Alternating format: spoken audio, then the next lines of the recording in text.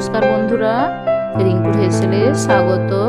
বন্ধুরা চলুন, এই শীতে আজকে আমি আপনাদের সাথে আটা রুটি ও আলুর দম রেসিপি শেয়ার করব। আমি এখানে পরিমাণ মতো আটা নিয়েছি, পরিমাণ মতো লবণ ও জল দিয়ে আমি আটা মেখে নেব।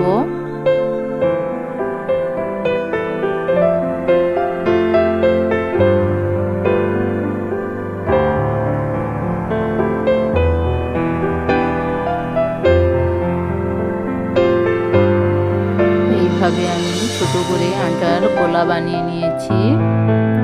আমি এই আটার গোলা দিয়ে রুটি বেলে ভালোভাবে আমি ভেজে নেব।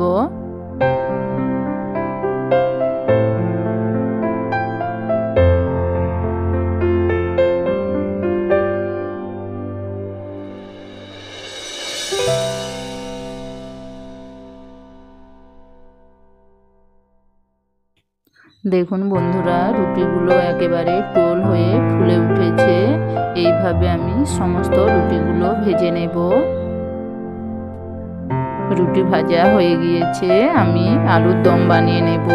আমি আগে থেকে আলু হালকা সেদ্ধ করে রেখেছি, সঙ্গে রসুন, আদা, পেঁয়াজ ও কাঁচা লঙ্কার পেস্ট করে নিয়েছি ও টমেটো পেস্ট করে নিয়েছি।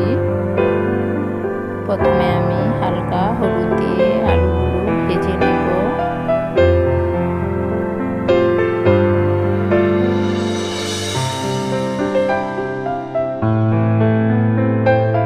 আলু ভেজে তুলে নিয়েছি। আমি আরও কিছুটা তেল নিয়েছি। গরম তেলে আমি সামান্য পরিমাণ হলুদ গুঁড়ো দিয়ে পেস্ট করা মশলা আমি দিয়ে দেব।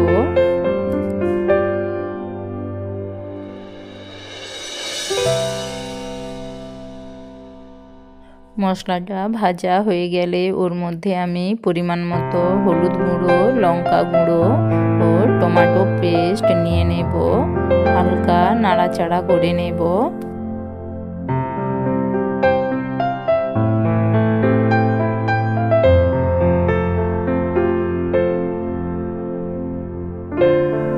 এবার আমি এর মধ্যে সামান্য পরিমাণ জল অ্যাড করব।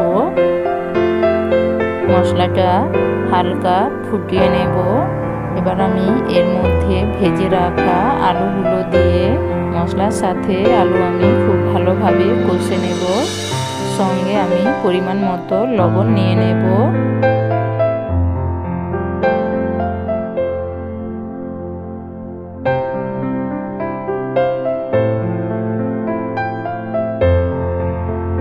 আলু আমি খুব ভালোভাবে কষে নিয়েছি। এবার আমি এর মধ্যে পরিমাণ মতো জল নিয়ে নেব। আমি আরও 5 মিনিটের মতো মিডিয়াম আঁচে রান্না করে নেব।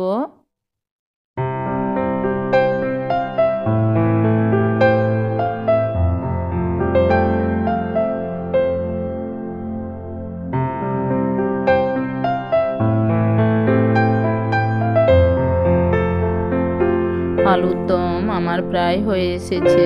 আমি নামিয়ে একটা পাত্রে নিয়ে আপনাদের দেখাচ্ছি।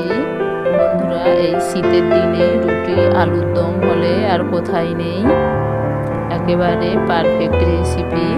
এইভাবে বাড়িতে আপনারা অবশ্যই রুটি আলুর দম একবার হলেও বানিয়ে রুটির সাথে আলুর দম খেয়ে দেখবেন, খেতে খুবই ভালো লাগবে।